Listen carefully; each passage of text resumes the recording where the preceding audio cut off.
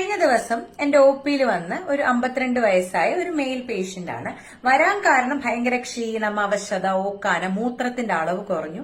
അപ്പം ബ്ലഡ് എല്ലാം പരിശോധിച്ച് നോക്കിയപ്പം നല്ല കിഡ്നി ഫെയിലിയർ. ക്രിയാറ്റിനൊക്കെ ബ്ലഡിൽ 9 മുകളിലാണ്. നല്ലൊരു സിവിയർ ഫെയിലിയർ ആയതുകൊണ്ട് തന്നെ ഡയാലിസിസ് ഒക്കെ തുടങ്ങേണ്ടി വന്നു. ആൾക്ക് വേറെ പ്രശ്നമൊന്നും ഇല്ലായിരുന്നു. പെട്ടെന്ന് ക്രിയാറ്റിനും കൂടിയതാണ്. ആൾക്ക് ഷുഗറും കൊളസ്ട്രോളും ഉണ്ട്. അത് ഈ അടുത്ത കാലത്ത് തുടങ്ങിയതാണ്. പക്ഷെ അതെല്ലാം വലിയ കുഴപ്പമില്ലാതെ, വലിയ പ്രശ്നങ്ങളില്ലാതെ പോയിക്കൊണ്ടിരുന്ന. അപ്പൊ എന്തുകൊണ്ട് ഈ കിഡ്നി ഫെയിലിയർ വന്നു എന്ന കാരണവും നമുക്ക് മനസ്സിലായില്ല. അപ്പൊ അതുകൊണ്ട് തന്നെ കിഡ്നിയിൽ നിന്ന് ഒരു ദശ എടുത്ത് ടെസ്റ്റ് ചെയ്തു. അതാണ് ബയോപ്സി. അപ്പൊ ഈ കിഡ്നിയുടെ ബയോപ്സിയിലാണ് മനസ്സിലായത് ഈ വ്യക്തിയുടെ കിഡ്നി നിറയെ കാൽഷ്യം ഓക്സലേറ്റിന്റെ ക്രിസ്റ്റൽസ് ആയിരുന്നു. അപ്പൊ ഈ കാൽഷ്യം ഓക്സലേറ്റ് കൂടി ഓക്സലേറ്റ് നെഫ്രോപ്പതി എന്ന കണ്ടീഷനാണ് ഇത്രയും വലിയ വൃക്ക തകരാറുണ്ടാക്കിയത്.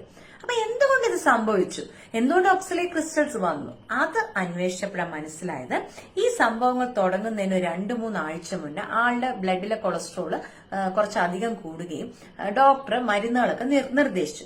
പക്ഷെ ഈ മരുന്ന് എടുക്കാൻ ആൾക്ക് പേടി കാരണം എടുക്കാതിരിക്കുകയും അടുത്ത വീട്ടിലെ ഫ്രണ്ട് പറഞ്ഞു കൊടുത്തു, ഒരു കാര്യം ചെയ്യുന്ന ഈ ദിവസവും ഇരുമ്പൻ പുളിയുടെ ജ്യൂസ് കുടിക്കാം. അങ്ങനെ അയാള് ഒരു 2 ആഴ്ച അടുപ്പിച്ച് ദിവസവും ഇരുമ്പൻ പുളിയുടെ ജ്യൂസ് കുടിച്ചു. ഇതില് ആണ് പ്രശ്നം ഉണ്ടായത്. ഇരുമ്പൻ ജ്യൂസ് എന്ന് പറഞ്ഞാൽ നിറയെ ഇരുമ്പൻ പുളി കാണും. ഒന്നൊക്കെ എടുത്താൽ ചിലപ്പോൾ കുഴപ്പമുണ്ടാവില്ല. പക്ഷെ ഇത്രയും അളവിൽ എടുത്തപ്പോൾ ബ്ലഡിലെ ഓക്സാലിക് ആസിഡിന്റെ അളവ് കൂടി സ്ഥിരമായിട്ട് എടുത്തോണ്ടിരിക്കുക. അത് ഈ ഓക്സലേറ്റ് പോയി കിഡ്നിയിൽ അടിഞ്ഞുകൂടി തടസ്സമുണ്ടാക്കി ഓക്സലേറ്റ് നെഫ്രോപ്പതി, സിവിയർ വൃക്ക തകരാറും ഉണ്ടാക്കി. അപ്പോ ഈ ഒറ്റമൂലികളൊക്കെ തേടി പോകുന്നതിൽ ശ്രദ്ധിക്കണം. പ്രത്യേകിച്ച് ഇരുമ്പൻ പുളി അതൊരു ഒരുപാട് കേസസ് റിപ്പോർട്ട് ചെയ്തിട്ടുണ്ട്. ഇതിന്റെ ജ്യൂസ് കൊളസ്ട്രോൾ കുറയാനും മറ്റ് കാരണങ്ങൾക്കും എല്ലാം കുടിച്ച് വൃക്ക തകരാറ് വന്ന ഒരുപാട് കേസസ് ഉണ്ട്. അതുകൊണ്ട് വളരെയധികം നമ്മൾ ശ്രദ്ധിക്കണം. വെളുക്കാൻ തേച്ചത് പാണ്ടാകാൻ പാടില്ല.